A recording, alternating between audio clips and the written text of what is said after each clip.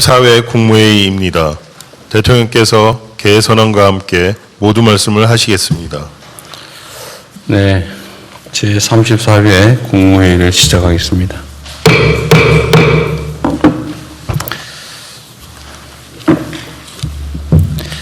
(7박 11일) 동안의 미국과 남미 순방을 국민 여러분의 염려 덕분에 무사히 마치고 돌아왔습니다. 이번 순방은 초격차 산업 강국의 기반을 더욱 단단하게 다지고 글로벌 책임 강국이라는 위상을 한 차원 높이는 순방이었습니다. 특히 샌프란시스코 인공지능 선언을 통해 글로벌 빅테크와의 파트너십을 공고히 하고 자원이 풍부한 남미의 구리, 리튬 등의 핵심 원자재 공급망 협력 또한 한층 강화했습니다. 브라질과의 방산 협력도 매우 의미 있는 성과입니다. 지금 세계 각국은 국가의 명운을 걸고 국익 총력전에 나서고 있습니다. 이런 때일수록 우리 스스로 가진 첨단 제조 역량을 더욱 고도화하고 이를 지렛대 삼아 다양한 국가와의 수평적 협력 네트워크를 보다 폭넓게 구축해야 될 것입니다. 이번 순방이 대한민국의 더 나은 미래를 개척하는 또 다른 밑거름이 되고 무엇보다 국민 삶의 실질적 개선으로 이어질 수 있도록 관계부처 장관님들께서는 빠르고 차질 없는 후속 조치를 취해 주시길 바랍니다. 전국에서 연일 기록적인 폭염이 이어지고 있습니다. 남부 일부 지역의 경우 40도를 훌쩍 넘는 사상 초유의 폭염이 벌써 며칠째 계속되면서 국민들의 일상생활마저 어려운 실정입니다. 극심한 폭염으로 5월부터 지금까지 발생한 온열 환자가 2,000명에 가깝고 사망자도 16명에 이르는 등 상황이 매우 위중합니다. 돼지, 닭 등 가축과 양식 어류의 집단 폐사, 농작물 피해 같은 재산 손실 또한 매우 큽니다. 더 큰 문제는 기상이변으로 극한적인 날씨가 앞으로 상당 기간 지속될 가능성이 높다는 점입니다.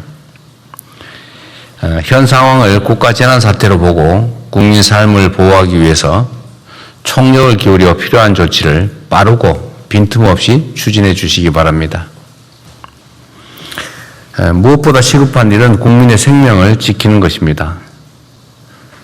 쪽방촌 주민과 독거노인 등 취약계층 지원책을 한 번 더 세심하게 살펴주시고 옥외 작업장과 밀폐 공간에서 일하는 노동자의 안전관리 역시 꼼꼼하게 챙겨주시기 바랍니다. 특히 노동자들의 작업 중지권이 실질적으로 작동될 수 있도록 현장을 집중 점검해야 되겠습니다. 폭염 쉼터의 추가 확충 그리고 이용률 제고에도 힘써야 될 것입니다. 피해 집중 지역에 대한 특별교부세 등 중앙정부 차원의 재정 지원과 함께 가뭄 농가에 대한 긴급 용수 대책도 서둘러야 될 겁니다. 냉방수요 폭증에 따른 전력 수급 문제도 선제 점검해야 되겠습니다. 우리 기후부가 잘 챙겨주기 바랍니다. 극한 기후의 일상화에 대응해서 재난 시스템을 근본적으로 재설계하는 노력도 필요합니다. 폭염에 대한 범국가적 위험 인식을 한층 더 높여야 할 때입니다.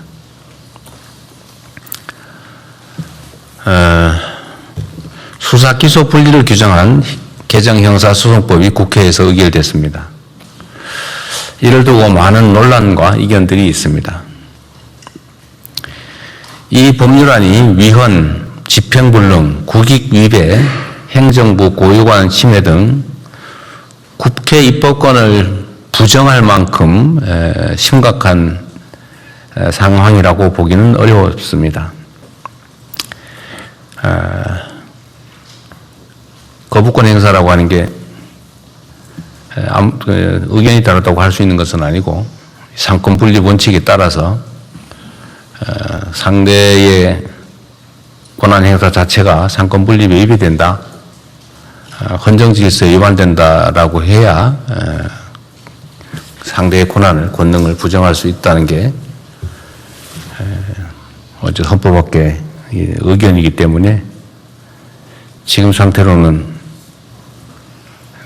입국권을 부정할 정도에 이른다고 보기가 참 어렵습니다. 주권자 국민이 부여한 모든 권한은 견제와 균형의 원리를 바탕으로 투명하고 공정하게 행사되어야 합니다. 이는 국민 주권과 민주주의 또 법치주의를 떠받치는 근간이자 국민의 인권과 보편적 권리를 보다 충실하게 지키기 위한 핵심 전제입니다. 그러나 지난 수십 년 동안 검찰은 수사부터 기소, 영장 청구 등 형사사법체계 전반에 걸쳐서 매우 과대하고 집중된 권한을 행사해 왔습니다. 이 같은 비정상적 형사사법 시스템 하에서 검찰 내의 일부 집단은 기소를 위해서 수사할 수 있다라는 이 권한을 무소불위로 악용하며 있는 사건을 덮거나 누군가를 정해놓고 처벌하기 위해 별건 수사, 먼지털이 표적 수사를 관행처럼 되풀이해 왔습니다. 그 과정에서 무고한 국민들이 감내하기 어려운 피해를 입었고 심지어 스스로 삶을 저버리는 일도 자주 발생했습니다.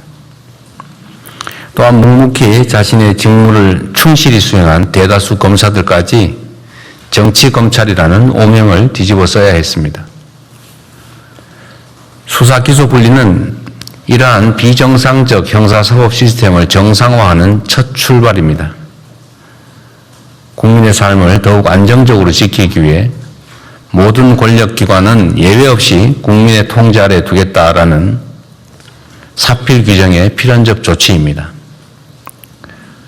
국회의 형사소송법 개정으로 형사사법체계의 선진적 정상화의 단초가 마련되었지만 또 한편으로 보면 경찰의 수사권 독점과 비대화에 대한 우려가 커지고 있습니다. 이러한 문제를 보완하기 위해서 관련 법령의 정비 또는 제도 정비 등의 후속 조치가 반드시 필요합니다. 특히 새로운 수사 시스템의 정착 과정에서 국민이 억울한 피해를 입지 않도록 수사 공정성, 그 다음에 수사 역량 제고에 작은 빈틈도 없어야 되겠습니다. 이름과 역할은 변해도 국민과 법치를 수호하는 검찰의 책무는 조금도 가벼워지지 않습니다.